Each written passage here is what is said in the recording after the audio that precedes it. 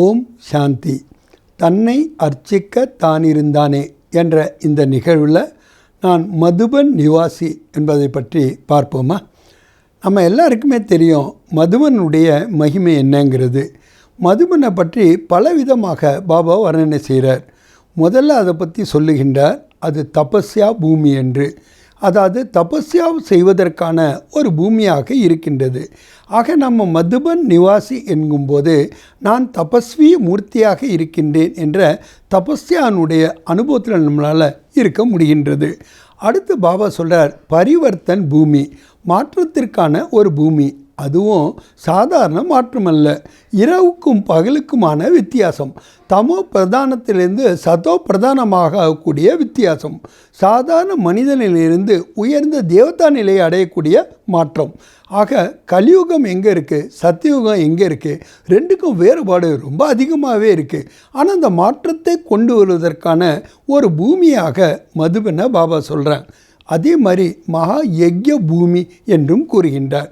எப்போ யக்யம் என்று கூறுகின்றாரோ அங்கே ஆட்டோமேட்டிக்காக ஆவுதி நம்ம போட வேண்டியிருக்கு. இந்த ருத்ர ஞான யக்யத்தில் முழு உலகமும் கூட சமர்ப்பணம் அர்ப்பணமாக ஆகிவிடுகின்றது. ஆக இது ஒரு அர்ப்பண பூமியாக நாம் இந்த யக்ய பூமியை கருதுகின்றோம். அப்படிப்பட்ட யக்ய பூமியினுடைய நான் யக்யத்தை பரிபாலனை செய்யக்கூடிய ஒரு பிராமண ஆத்மா என்ற ஒரு போதையில் நாம் இருக்க வேண்டியது அவசியமாக இருக்கின்றது.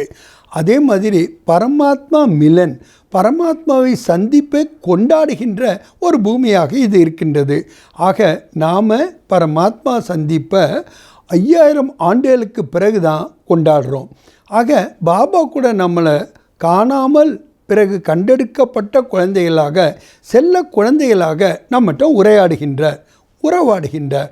ஆக உறவுகளினுடைய அனுபவத்தை, அந்த சந்திப்பத்தினுடைய மகத்துவத்தை, எப்படி நாம் யாரை சாருகின்றோமோ அதற்கேற்ப குணமுடையவர்களாக ஆகின்றோமோ அவருடைய சந்திப்பை நாம் கொண்டாடுகின்ற ஒரு பூமியாக இது இருக்கின்றது. அதே மாதிரி பாபா சொல்கிறார், இது ஒரு புண்ணிய பூமியாக இருக்கின்றது. நாம் நம்மளுடைய சேமிப்பு கணக்கை அதிகரித்து கொள்வதற்கு நாம் எண்ணம், சொல், செயல் அனைத்தையுமே சம்பூர்ணமாக அர்ப்பணிக்கக்கூடிய ஒரு புண்ணிய பூமியாகவும் இது இருக்கின்றது. எல்லாத்தை விட முக்கியமாக மதுபன் என்ற வார்த்தையிலேயே மதுர் பூமி, இனிமையான பூமி. எப்போதுமே இனிப்பு தான் நமக்கு பிடிக்குது. இனிமையாக இருப்பது என்பது நாம் கடுமையாக, அதாவது கசப்பான விகாரங்களிலிருந்து விடுபடுகின்றோம். நிராகாரி, நிர்விகாரி, நிரகங்காரி, இந்த மூன்றினுடைய ஸ்திதியின் மூலமாகத்தான் இந்த மதுபன் என்பது மதுர பூமியாக நம்மளால் அனுபவம் என்பது செய்ய முடியுது. ஒரு நேரத்தில் பாபா சொல்கிறார், இது லைட் ஹவுஸாக இருக்கின்றது. லைட் ஹவுஸ் எப்படி ஒரு இடத்துல இருந்தாலும் கூட எல்லோருக்கும் வழிகாட்டுகின்றதோ அதே மாதிரி மதுபன் பூமி என்றாலே, நான் மதுபன் நிவாசி என்றாலே நான் ஒரு லைட் ஹவுஸாக இருக்கின்றேன். பாபா வெறுமனே லைட் ஹவுஸ்ன்னு சொல்கிறதில்ல, இதை மைட் ஹவுஸ் என்றும் கூறுகின்றார். ஏன்னா சர்வசக்திவான் பாபா, நாம் எல்லாமே மாஸ்டர் சர்வசக்திவானாக இருக்கின்றோம். அப்போ நேச்சுரலாக நம்மகிட்ட எந்த ஒரு சக்தியும் இல்லைன்னு நம்ம சொல்ல முடியாது, எந்த ஒரு குறையும் இருக்குன்னு சொல்ல முடியாது. ஏன்னா நாம் எல்லாம் மாஸ்டர் சர்வசக்திவானாக இருக்கின்றோம். அந்த சக்திகளை எந்த நேரத்தில் எவ்வளவு வேண்டுமோ, எப்படி வேண்டுமோ அப்படி நம்மளால் ஆவான் பண்ணவும் முடியுது, யூஸ் பண்ணவும் முடியுது. அதனால் ஒவ்வொரு செகண்டும் நாம் வெற்றியாளர்களாகவும் ஆக முடிகின்றது. அதே மாதிரி பாபா சொல்கிறாங்க, இது கர்மாதீத்த நிலைக்கான ஒரு பூமி என்று கூறுகின்றார். ஏன்னா நமக்கு முன்னாடி எடுத்துக்காட்டாக பிரம்மா பாபா இருக்கின்றார். அவர் கர்மாத்தீத்த நிலை அடைஞ்ச கர்ம பூமி என்று கூட இதை கூறுகின்றோம்.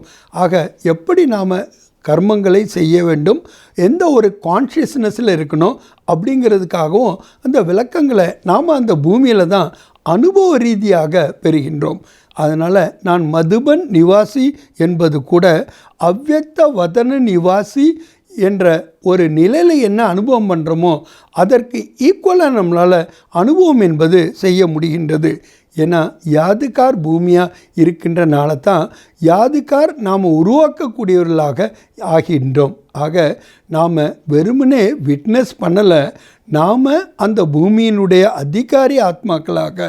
ஆக நான் மதுபன் நிவாசி என்ற போதையில் இருக்கும்பொழுது நம்மளுடைய எல்லையற்ற ஸ்திதி என்பதும் பாபாவுக்கு சமமான ஸ்திதி என்பதும் மாற்றங்களை கொண்டு வருவது நமக்கு மிக மிக சகஜமாக ஆகிவிடுகின்றது.